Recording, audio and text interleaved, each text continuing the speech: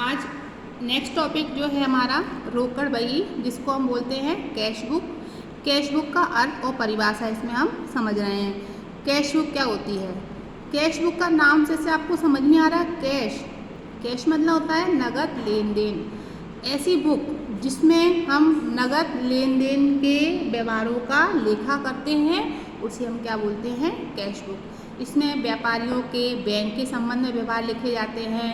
इसके बाद bank, commission, बट्टा, ये सारी चीज़ों का जो एंट्री की जाती है, जो व्यवहार के संबंध में जो लिखे किए जाते हैं उसे हम कैश बुक कहते हैं। अब इसको डिटेल से पढ़ें। समस्त सहायक पुस्तकों में रोकड़ बही प्रधान पुस्तक है।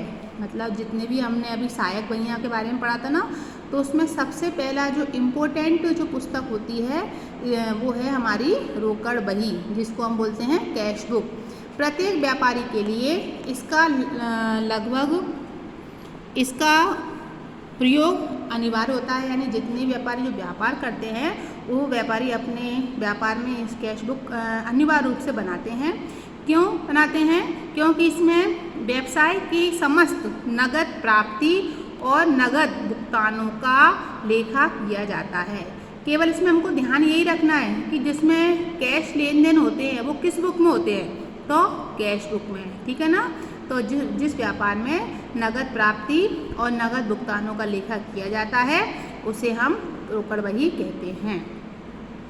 व्यापारी के बैंक एवं बट्टा मतलब डिस्काउंट, है ना, जो डिस्काउंट हम देते हैं व्यापारी के बैंक एवं बट्टा संबंधी व्यवहारों को भी इसमें सुविधापूर्वक लिखा जा सकता है। रोकड़ बही व्यापार की प्रमुख बही है। ये ऑब्जेक्टिव बन के क्वेश्चन आ सकता है। व्यापार की सबसे इम्पोर्टेंट या प्रमुख बही कौन सी है? तो रोकड़ बही, है ना। इसके प्रतिदिन के समस्त नगद व्यवहारों का लेखा किया जाता है और रोकड़ बही में लेखा करने वाला व्यक्ति रोकड़िया या कैशियर कहलाता है। यानी कैशियर जो कैश रखता है ना, कितना कैश आया व्यापार में, कितना कैश गया है, इस सबको लिखने का काम कौन करता है? कैशियर।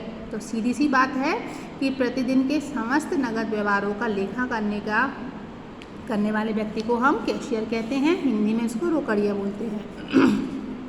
आगे परिभाषा देख लें हम रोकड़ की। श्री कार्टर के शब्दों में क्या बोला है कि रोकड़ बही प्रारंभिक लेखे की वह पुस्तक है जिसमें रोकड़ प्राप्तियों और भुगतानों का लेखा किया जाता है। यानी कैश बुक एक ऐसी पुस्तक होती है जिसमें जितने भी व्यापार में लेन देन होते हैं नगद के रूप में, नगद राशि के रूप में प्राप्त होते हैं और नगद राशि के रूप में जो भुगतान किए जाते हैं उसे हम कैश बुक कहते हैं। अब कैश बुक की कुछ विशेषताएं भी पढ़ेंगे हम इसी में। इसके बाद आगे और पढ़ेंगे टॉपिक के संबंध में क्या क्या चीज़ आएंगी हमारी। रोकड़ बही की विशेषताएं। पहली विशेषता क्या है कैश बुक को रखने का? नगद व्यवहारों का लेखा। इस बही में रोकड़ प्राप्ति और रोकड़ भुगतान का ही लेखा किया जाता है। उधार लेन देनों का इसमें कोई स्थान नहीं रहता। सबसे पहली विशेषता और प्रमुख विशेषता यही है, क्योंकि इसका नाम ही कैश बुक है। तो उसमें सबसे पहली विशेषता क्या है कि जो भी लेन देन कैश में होते हैं, नगद में होते हैं, उसको ही हम इसमें लिखते हैं। उधार वाले व्यवहारों को हम इसमें नहीं लिखते हैं। दूसरा प्रधान बही। प्रधान बही मतलब क्या है कि रोकड़ बही प्रारंभिक प्रविष्टियों की बही होने के साथ साथ प्रधान बही, यानी जो सहायक बहियों में सबसे पहले जो बही आती है वो रोकड़ बही है। यानी सब सहायक बहियों में सबसे प्रधान बही वही है।